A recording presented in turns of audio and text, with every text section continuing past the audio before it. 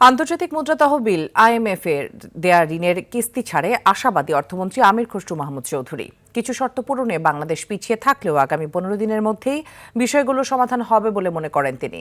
যুক্তরাষ্ট্রে আইএমএফ সদর দফতরে শুক্রবার দুটি টিমের সঙ্গে বৈঠক হয় অর্থমন্ত্রীর নেতৃত্বে ওয়াশিংটন ডিসিতে অবস্থান করা বাংলাদেশ মিশনের। বৈঠক শেষে সাংবাদিকদের বিষয়টি তুলে ধরেন অর্থমন্ত্রী।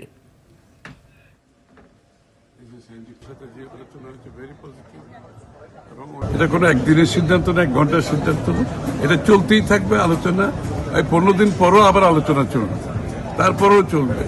এইসব হচ্ছে this is all work in progress, চলতে থাকবে এবং যত যেতে থাকবো আমরা এর মধ্যে সমাধান হবে, এর মধ্যে আমাদের কাজও চলতে থাকবে। সবাই মধ্যে একটা পজিটিভিটি আমরা দেখতে পাচ্ছি।